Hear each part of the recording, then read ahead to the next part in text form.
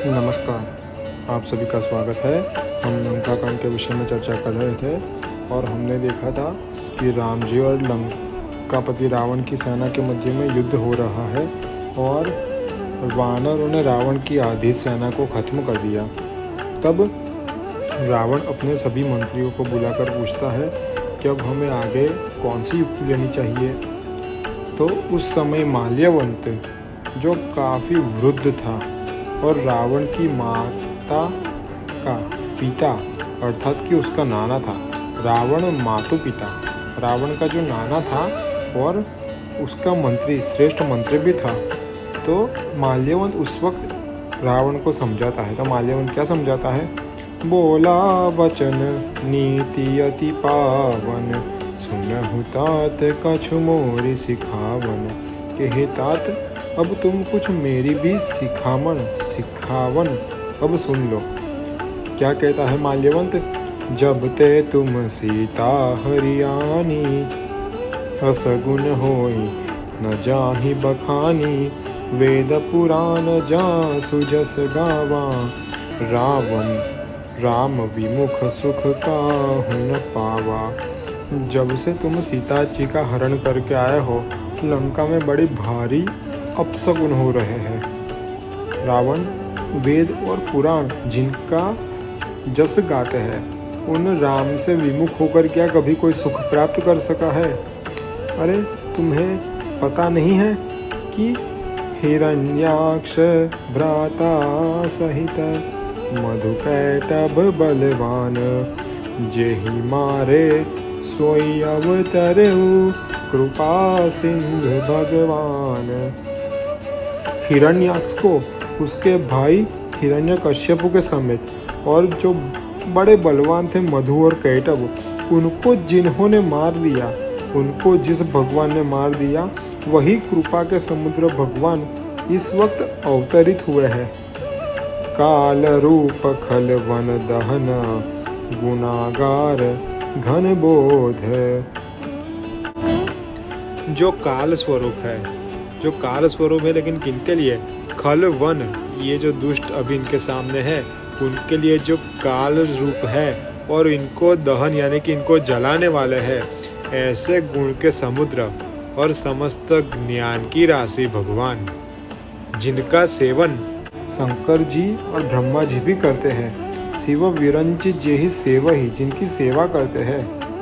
तासो कवन विरोध, उनका कोई किस प्रकार से विरोध कर सकता है? तात, मैं तुम्हें ये उचित शिखामण कहता हूँ कि परिहरि बयर देहु वैदेही, कि तुम अपना जो वैर है उसको छोड़ दो और वैदेही को उनको वापस लौटा दो और भजहु कृपा निधि परम स्नेही, जो परम स्नेही है सभी जीवों के, उन कृपानिधि भगवान का भजन करो। तो माल्यवंत के जो वचन थे वो रावण को कैसे लगे? ताके वचन बाण सम लागे, बाण जैसे उसको वचन लगे। करिया मुख करी जाही अभागे, और बोला कि अरे अभागे, मुंह काला करके यहाँ से चला जा, बूढ़ा हो गया है, वरना मैं तुझे अभी मार देता। देखिए, ये रावण अपने क्रोध और अहंकार में नाना से ये बात कहता है कि बूढ़ भयसी न तो मारते हो तो ही, कि तू बूढ़ा हो गया है, अन्यथा मैं तुझे मार डालता। अब जन नयन देखा वही मोरी, अब मुझे तेरी आंखें मत दिखाना, अर्थात कि तेरा मुंह मत दिखाना। यही अपने मन अस अनुमाना।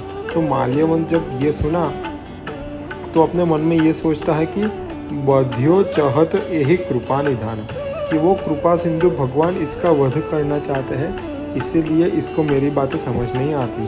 तो फिर माल्यवंत ने क्या किया? सो उठी गयऊ कहत दुर्बाधा। रावण ने जब उसको दुर्वचन सुना है तो वो उठकर वहाँ से चला गया। तब सकोप बोलेऊ घन नादा। उस वक्त मेघनाद रावण से कहता है कि हे तात, मैं आपको सवेरे सवेरे देखिए क्या कौतुक कुतूहल आश्चर्य दिखाता हूँ। कौतुक प्रात देखायहु मोरा, करिहु बहुत कहऊ का थोड़ा। इस वक्त मैं मेरे शब्दों से मेरी क्या बड़ाई करूं? आप कल सुबेरे युद्ध भूमि में ही मेरा पराक्रम देखना पिताश्री। जब अपने पुत्र के ऐसे वचन सुने तो सुनी सुत वचन भरोसावा, प्रीति समेत अंक बैठावा, करत विचार भयऊ बिनु सारा, लागे कपि पुनि चहु दुआरा। पुत्र की बात सुनकर उसको कुछ भरोसा आया, उसको अपनी गोदी में बिठाया और इस तरह विचार करके सवेरा हो गया। और फिर बंदरों ने चारों पाठक को जा घेरा। अब कोपी कपिन दुर्घट गढ़ घेरा। बंदरों ने क्रोध करके दुस्तर जो किला था उसको घेर लिया और नगर कोलाहल भयऊ घनेरा। और उस वक्त नगर में, रावण के नगर में बड़ा कोलाहल हुआ और विविधायुध घर निशिचर धाये। हथियार लेकर राक्षस दौड़े, गढ़े पर्वत शिखर ढहाए। उन सबों ने गढ़ के ऊपर से पत्थरों के चट्टान गिराए। वानरों ने उन सभी को पत्थर की चट्टानों से दे मारा। ढाहे महीधर शिखर कोटिन, विविध विविध गोला चले। घहरात जिमी पबिपात, गरजत जन प्रलय के बादले। मरकट विकट भट जुटत कठतन, लरत तनु जर जर भये। गहि शैल तेई गढ़ पर चला वही, जैसो तह निशिचर है। डाहे महीधर शिखर कोटिन, करोड़ करोड़ पर्वतों के शिखर गिराए और बहुत तरह के गोले चलने लगे उस वक्त। दहरत जिमी पबिपात गरजत, वे वज्रपात जैसे गर्जना करते हैं, मानो प्रलय काल के बादल ही क्यों न गरजते हो। और भयंकर योद्धा से बंदर भिड़ जाते हैं। मरकट विकट भट जुटत कटकना, लरत तनु झर झर भय। और वे कटते नहीं, लड़ते लड़ते शरीर घावमय हो गया है। बंदर जब उनसे युद्ध करते हैं तो वे मुड़ते नहीं हैं, वे कटते नहीं हैं, अर्थात कि वो पीछे मुड़ते नहीं हैं। राक्षस होते लड़ते लड़ते उनका शरीर घावमय हो गया है। उन्हीं पत्थरों को पकड़कर किले पर चलाते हैं। जो राक्षस जहाँ से मारते थे वे वहीं मारे गए। अर्थात राक्षस जब उसके किले पे ऊपर थे और वहाँ से पत्थर चलाते थे तो बंदर उन्हीं पत्थरों को पकड़कर उनको वापस दे मारते थे। तो जिस पत्थर को वो मारने के लिए चलाते थे उन्हीं पत्थरों से उनकी मौत हो जाती है। अब जब मेघनाद ने ये सारी बातें सुनी तो मेघनाद सुनी श्रवण अस गढ़ पुनि छेका आई। कि मेघनाद ने जब सुना कि वानरों ने फिर किले को घेर लिया है, तब उतरी दुर्ग ते वीर बर सन्मुख चलेऊ बजाई। देखिए तुलसीदास जी यहाँ पर उसको वीर कह रहे हैं। तब वह वीर श्रेष्ठ किले से नीचे उतरकर सामने डंका बजाकर चला गया और जोर से चिल्लाकर क्या कहता है, कह कौशलाधीश दो भ्राता, धनवी सकल लोक विख्याता। कह नल नील दुभिध सुग्रीवा, अंगद हनुमत बल सीवा। वो पूछता है कि कहाँ है कौशलाधीश दोनों भाई, और जो समस्त लोक में धनवी यानी कि बड़े भारी धनुर्धर विख्यात है, वो दोनों कहाँ पर है। कहाँ है नल नील दुभिद सुग्रीव अंगद और हनुमान, बल के शिव, अर्थात कि बल की राशि जिनमें भरपूर बल पड़ा है, ऐसे वानर कहाँ पर है। और कहाँ गया मेरा काका, मेरा चाचा विभीषण, कहाँ विभीषण भ्राताद्रोही, वो अपने भाई से द्रोह करने वाला कहाँ गया। आज सटही हठी मारऊ तो ही, आज उस मूर्ख को हठ करके मैं मार दूंगा। अस कही कठिन बान संधाने, अतिशय क्रोध श्रवण लगी ताने। और ऐसा बोलकर मेघनाद ने अत्यंत भीषण बाणों का संधान किया और अपने कानों तक अपने धनुष की प्रत्यंचा खींची और सारे बाण छोड़ने लगा। सर समूह सो छाड़ै लागा, जनु सपच्छ धावहि बहु नागा। वो बाण समूह जब छोड़ने लगा तो ऐसा मालूम होता है कि बहुत सारे पक्षधर फणिधर सांप चल रहे हैं। जहाँ तहाँ परत देखी अहि वानर, सर्पों को देखकर वानर यहाँ वहाँ गिरने लगे। सन्मुख हो न सके ते ही अवसर, उस समय सामने नहीं हो सके, उनकी हिम्मत छूट गई। और क्या कहता है, जहाँ तहाँ भागी चले कपिरी छा, बिसरी राबही युद्ध के इच्छा। वानर भालू उस वक्त यहाँ वहाँ भागने लगे। सभी को युद्ध की लालसा भुला गई, अर्थात कि किसी को युद्ध याद नहीं रहा, सब भागने लगे। और सो कपि भालू न रन मह देखा, ऐसा एक भी बंदर या रीछ संग्राम में नहीं देखा। कि इन्हें सिजे ही न प्राण अवशेषा, जिसे मेघनाद ने प्राण वशेष अर्थात कि शक्तिहीन बंधुआ न कर दिया हो, अर्थात कि ऐसा कोई नहीं बचा उस युद्ध में जिसको मेघनाद ने परेशान न किया हो और जिसको मेघनाद ने अपने बाणों से अपने प्राण का मोह न प्रकट करवा दिया हो। और क्या हुआ, 10-10 सर सब मारे सी परे भूमि कपि वीर, 10-10 बाण सबको मार, जिससे वानर गिरकर धरती पर गिर पड़े। सिंहनाद करि गर्जा मेघनाद बलवीर, और बलवान मेघनाद सिंहनाद करके सिंह जैसी गर्जना करके वहाँ पर खड़ा रहा। जब पवन पुत्र ने देखा कि देखी पवन सुत कटक बेहाला, क्रोधवंत जनु घायल काला। पवन कुमार क्रुद्ध होकर दौड़े, वे ऐसे मालूम होते हैं मानो काल ही क्यों न हो। महाशैल एक तुरत उपारा, अति रीस मेघनाद पर डारा। और उन्होंने एक बड़ा सा पर्वत उठा लिया और मेघनाद के ऊपर जोर से डाल दिया। फिर जब मेघनाद ने देखा, आवत देखी गयौ नभ सोई, पर्वत को आता देखकर वह आकाश में चला गया। रथ सारथी तुरग सब खोई, और वो तो चला गया लेकिन उसका रथ सारथी और घोड़े उस पर्वत शिला की वजह से नष्ट हो गए। बार बार प्रचार हनुमाना, वो हनुमान जी को बारंबार ललकारता था।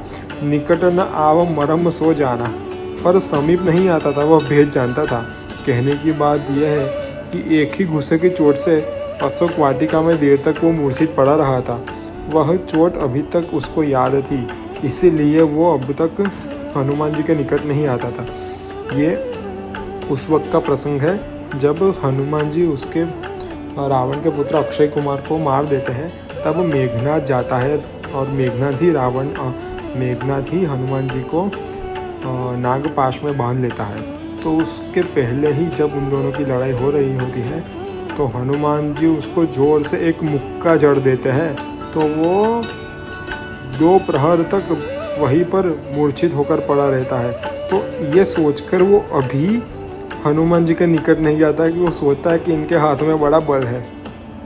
और रघुपति निकट गयौ घन नादा, फिर वो भगवान रामचंद्र जी के नज़दीक गया और नाना भांति कहे से दुर्बाता और अनेक प्रकार के दुर्वचन कहने लगा। अस्त्र शस्त्र आयुध सब डारे, उसने भगवान पर अनेक प्रकार के अस्त्र शस्त्र आयुध चलाए, लेकिन भगवान तो बड़े कुतूहल बस ऐसे ही खेल में उसके सारे अस्त्र भगवान ने काट डाले। देखी प्रताप मूढ़ खिसियाना, करई लाग माया विधि नाना, और वो अलग अलग प्रकार की माया की रचना करने लगा। जिमी को करई गरुड़ से खेला, कि जिस तरीके से कोई गरुड़ के साथ खेल करे कि छोटा सा सांप का बच्चा लेकर उन्हें डरावे। डर पवि कवि स्वल्प सपेला, अर्थात कि ये ऐसी बात हो रही है कि अभी मेघनाद छोटा सा सांप लेकर गरुड़ को डरा रहा है। तो अर्थात कि गरुड़ कभी सांप से डरता नहीं है, उसी तरीके से वो भगवान को डराने की कोशिश कर रहा है।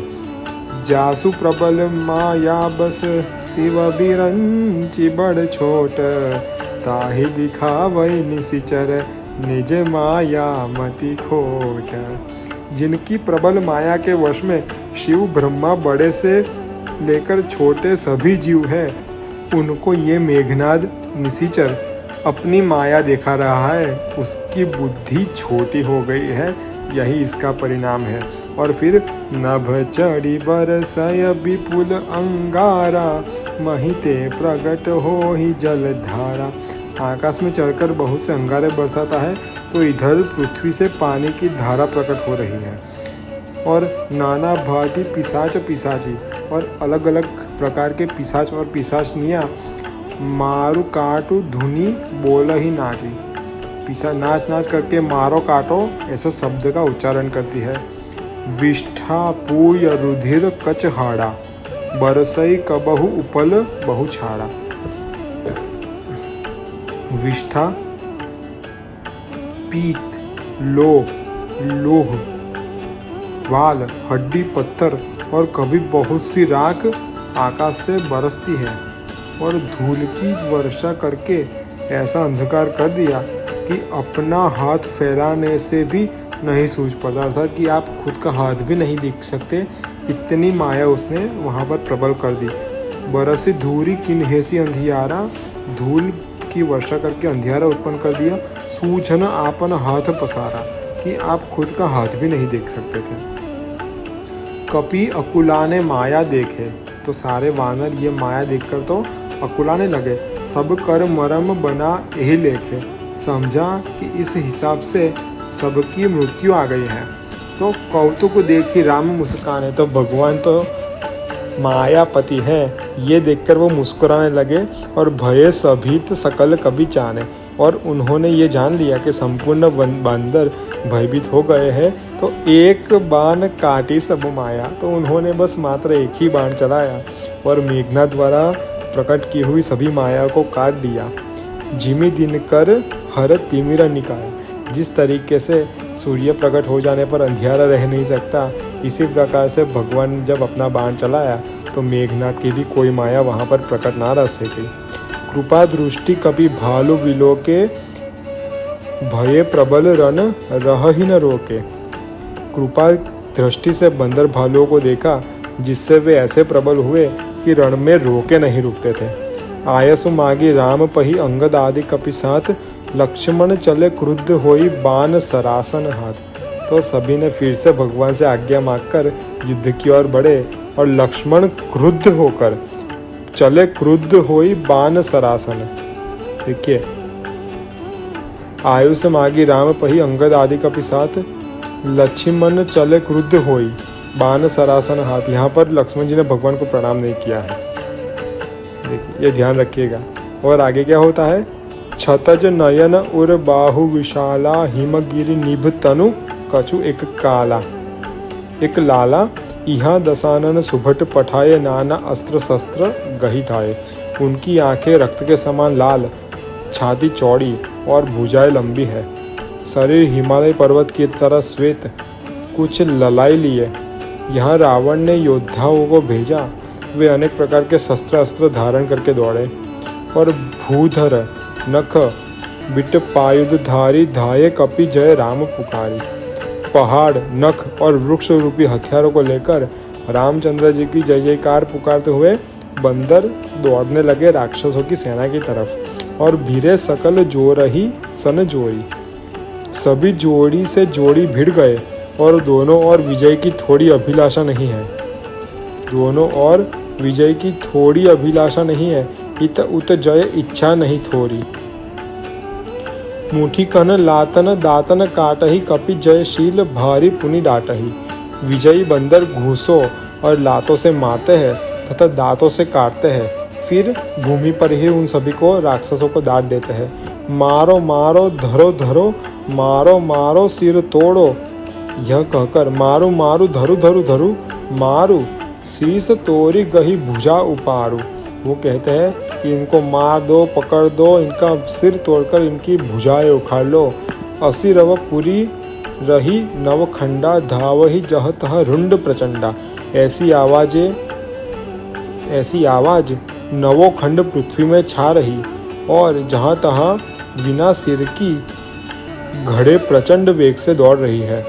देखा ही कौतुक नभसुर वृंदा, देवता वृंद आकाश से तमाशा देख रहे हैं।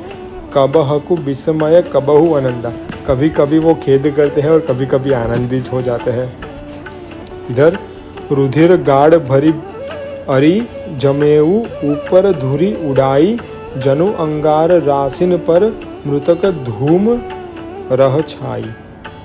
गड्ढों में रक्त भर भर कर जम गया है, उसके ऊपर धूल का उड़ना ऐसा मालूम होता है मानो मुर्दों के अंगारों की ढेरी अर्थात चिता पर धुआं छा रहा हो। घायल वीर बिराजहि कैसे, कुसुमित किंसुक के तरु जैसे। लक्ष्मण मेघनाद दो जोधा, भिरई परस्पर करी अति क्रोधा। घायल हुए योद्धा कैसे शोभित हो रहे हैं, जैसे फूले हुए पलाश वृक्ष शोभा पाते हैं। और लक्ष्मण और मेघनाद दोनों वीर अत्यंत क्रोधित होकर एक दूसरे से जा भिड़े। एक सक ही नहीं जीती, एक दूसरे को जीत तो नहीं सकते, निशिचर छल बल करई अनिति। लेकिन मेघनाद राक्षस छल के पल से अनिति अधर्म संगत युद्ध करता है। क्रोधवंत तब भयऊ अनंता, जब वो छल करके युद्ध करने का प्रयत्न करता है तो लक्ष्मण जी बड़े क्रोधित हो गए। क्रोधवंत तब भयऊ अनंता, भंजऊ रथ सारथी तुरंता, तो उसके सारथी और रथ को खंडित कर दिया, सारथी को मार दिया, उसके रथ को तोड़ दिया। नाना विधि प्रहार कर शेषा, राक्षस भयऊ प्राण अवशेषा। लक्ष्मण जी ने ऐसा भयंकर युद्ध किया उस वक्त, तो मेघनाद को लाले पड़ गए कि उसको लगा कि उसके प्राण नहीं बच पाएंगे। तब रावण सुत निज मन अनुमाना, संकट भयऊ हरि ही मम प्राणा, कि अपने मन में यह अनुमान कर लिया कि मुझे बड़ा संकट हो गया है, यह मेरा प्राण हर लेगा।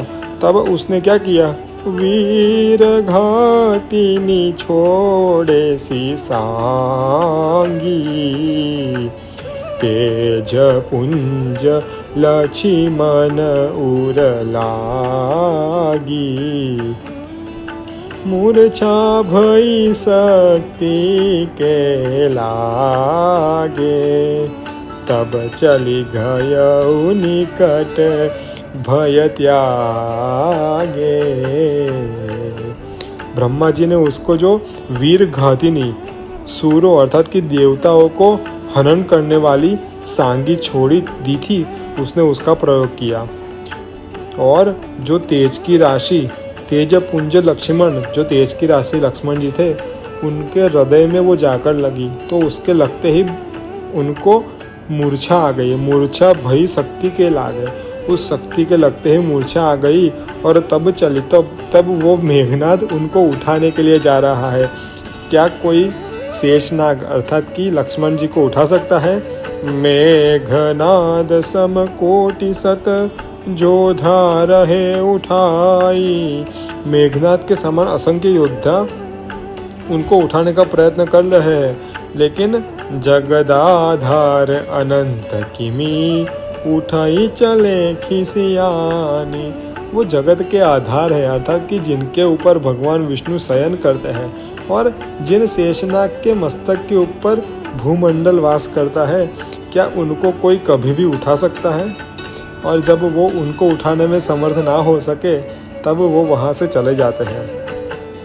तब इसके बारे में शंकर जी क्या कहते हैं, सोनो गिरे जा क्रोधानल जासु, जारी भुवन चारि दस आसु, सख संग्राम जीती को ताही, से वही सुर नर अग जग जाही।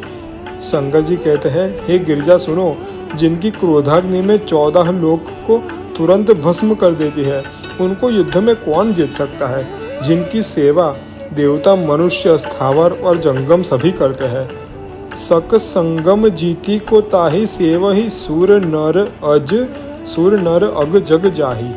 और यह कौतूहल जानई सोई, जा पर कृपा राम के होई। कि यह रहस्यपूर्ण जो लीला हुई है उसको वही जान सकता है जिनके ऊपर भगवान श्री रामचंद्र की कृपा हुई हो, अन्यथा सभी इसमें भी दोष ही ढूंढते रहेंगे। संध्या भई फिरी दो बाहनी, जब संध्या हुई तो दोनों तरफ की सेनाएं अपने अपने स्थान की ओर मुड़ गई। लगे संभारण निज निज आनी, और जो सेनापति थे, जो युद्ध के पति थे, वो अपनी अपनी सेना को संभालने लगे।